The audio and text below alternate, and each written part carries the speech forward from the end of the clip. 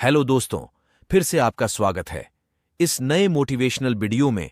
अगर आप मेरे इस चैनल पर पहली बार आए हैं तो मेरे चैनल को सब्सक्राइब जरूर कर ले ताकि मेरे नए वीडियो का नोटिफिकेशन आपको मिलता रहे। तो चलिए शुरू करते हैं इस स्टोरी को। मन को काबू में करने से पहले उसको जानना होगा। चंचल मन को दुनियादारी से खींचकर उसे एक प्रकार से स्थिर करके रखना होगा। बार बार ऐसा करना होगा। इच्छा शक्ति द्वारा मन को संयत कर उसे साध कर भगवान की महिमा पर विचार करो। मन को काबू में करने का सबसे सीधा उपाय है चुप लगाकर बैठना। कुछ समय के लिए मन को छोड़ देना, जहां वह जाना चाहे जाए। तुम पूरी दृढ़ता से सोचते रहो, मैं दर्शक हूं, साक्षी हूं, बैठे बैठे मन का डूबना उतराना देख रहा हूं, मैं मन नहीं हूं। इसके बाद अपने मन को देखो, सोचो मन से तुम बिल्कुल अलग हो। खुद को भगवान के साथ एकाकार रूप में सोचो। किसी निर्जीव वस्तु या मन के साथ खुद को एकाकार न कर डालो।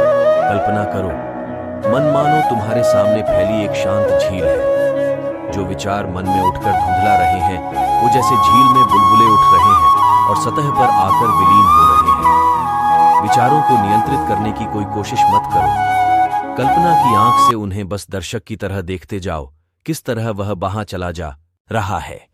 तालाब में ढेला फेंकने पर जैसे पहले खूब जल्दी जल्दी तरंगें उठती हैं, इसके बाद तरंग की परिधि जितनी बड़ी होती जाती है तरंग उतनी कम आती है। मन को भी इसी तरह छोड़ देने पर उसके विचारों की परिधि जितनी बड़ी होगी मन में विचार कम उठेंगे। लेकिन हम इस प्रणाली को उलट देना चाहते हैं। पहले हम विचार के बड़े वृत्त से शुरू करके उसे छोटा छोटा करते हुए मन को जब एक बिंदु पर लाएंगे तब उसे वहीं पर स्थिर करके रखना होगा। इस भाव को जगाओ, मैं मन नहीं हूं, मैं देख रहा हूं, मैं सोच रहा हूं, मैं अपने मन की गतिविधि को निहार रहा हूं।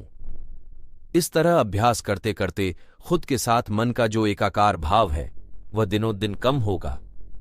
आखिर में खुद को मन से पूरी तरह अलग कर पाओगे और ठीक ठीक समझ पाओगे कि मन तुमसे अलग है। यह जब हो जाएगा तब मन तुम्हारा दास होगा जिसे तुम अपनी मर्जी से नियंत्रित कर पाओगे। योगी होने का पहला पड़ाव है अपनी इंद्रियों से परे जाना, और जब मन पर विजय हासिल हो जाए तो समझो कि साधक सर्वोच्च स्तर पर पहुंच गया है। जहां तक संभव हो अकेले रहना। आसन ज्यादा ऊंचा न होना ही ठीक।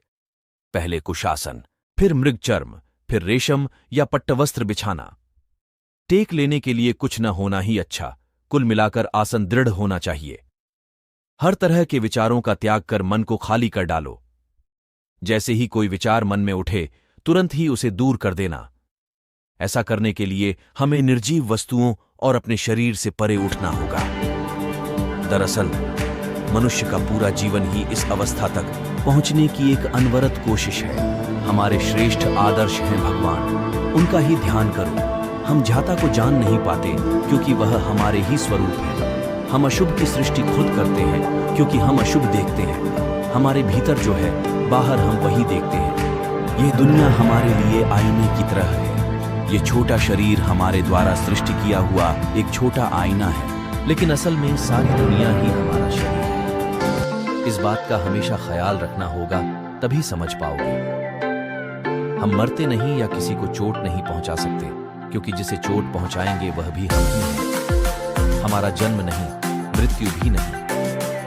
हमारा कर्तव्य है केवल सभी को प्यार करके चले जाना। स्वामी विवेकानंद ईसाई मिशनरियों से क्यों नाराज हुए? स्वामी विवेकानंद, यह विश्व जगत मेरा शरीर है। सब स्वास्थ्य, सब आनंद मेरा ही है, क्योंकि सब कुछ तो विश्व के भीतर ही है।